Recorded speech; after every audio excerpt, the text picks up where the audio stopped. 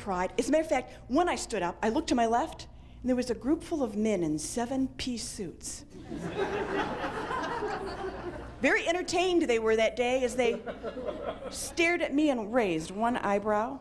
I remember cocking my head for the second time that day. I kind of looked over and raised my head. I walked to the front door of the lobby.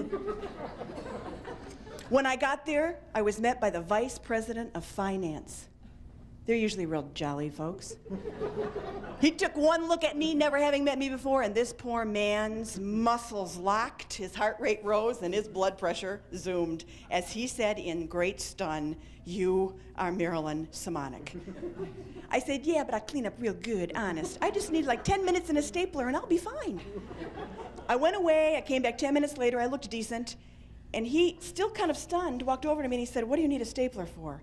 I said, "You, my friend, have a job." He stapled me up, and I went in, and I did it anyway. I can't tell you how much I learned that day. Now, it took me years to be able to come to terms with that day. It took me more years to be able to share that story and make sense of it.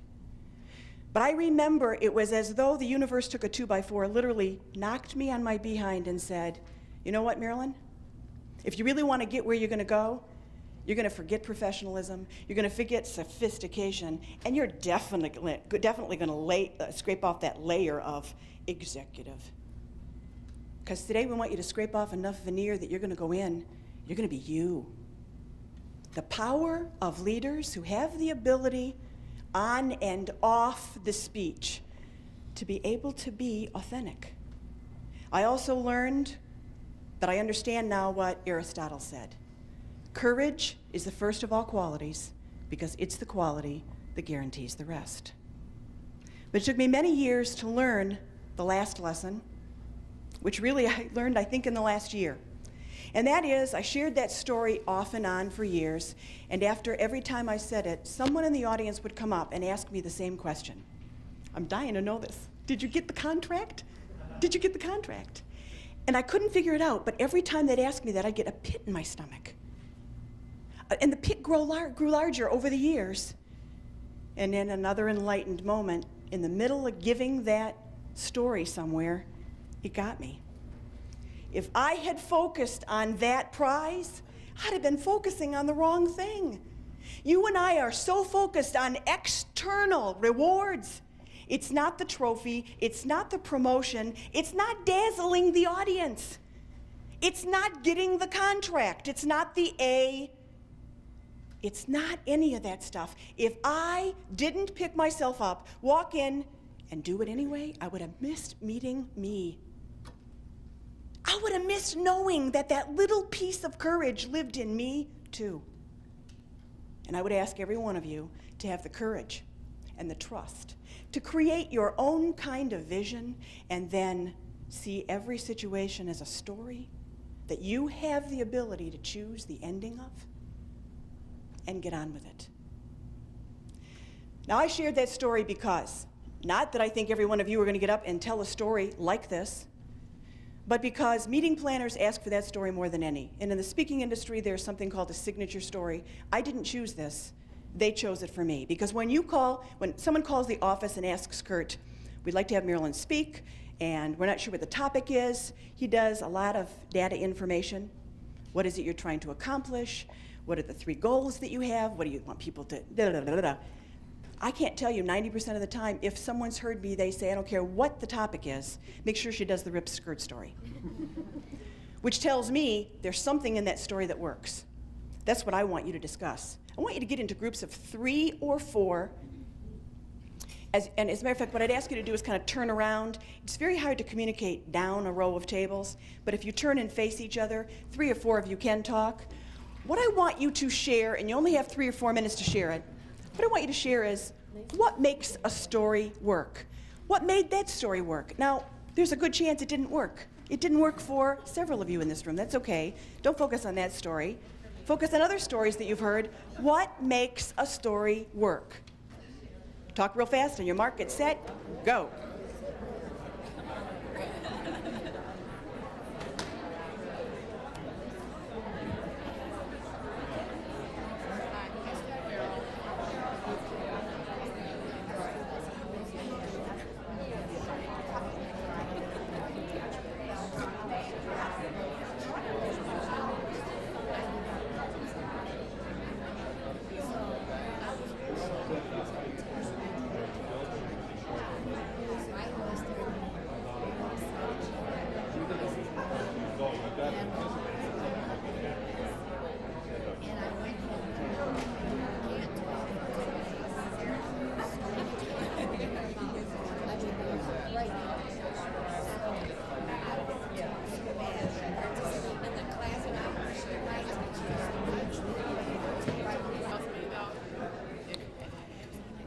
with me. Jerry's going to run around like Phil Donahue because he likes to be involved, and so, you know, we indulge him as much as we can. Would you share some of the things that you discussed about what really makes a story work? Therefore, these are the things you want to focus on when you're sharing stories. Thank you. Our group thought you did a fantastic job with the vignette, and so in 5 points quickly, she related a human factor that we all could relate to. Yes, we've had similar experiences. We were encouraged. There was a moral to the story, and she had us on a roller coaster, highs and lows, fast and slows. She was animated, she was funny, she was entertaining, and we'll remember her story, the ripped skirt story.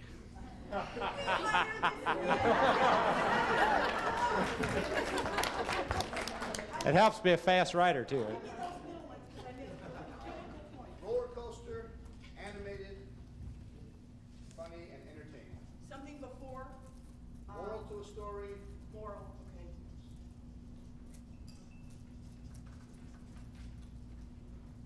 okay. There was realism demonstrated. There was a reality in what she performed. She was emotional and she was sincere about the skirt story. She didn't leave out any untrue factors. She was enthusiasm. She was captivating to the audience. She had great style and body language and great punctuation.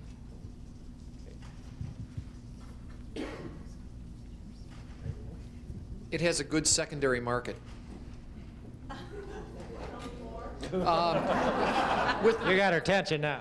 No, there are people who'd love to tell that story again.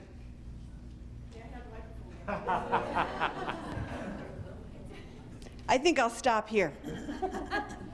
And I'm very serious about this. Remember I talked about being authentic? Let me make this as clear as I can. It's taken me 20 years in this business to have the guts to say this out loud, and I've never said it out loud. I'm going to say it out loud right now. You don't own that story. You didn't live that story. You have no right to share that story. And I am so glad, thank you for bringing that up, because I'll tell you what happens often is we listen to somebody, we think, what a great story, we take that story, we prostitute it and make it ours. Please understand, remember the external prizes? You're going out there for the wrong reason, folks.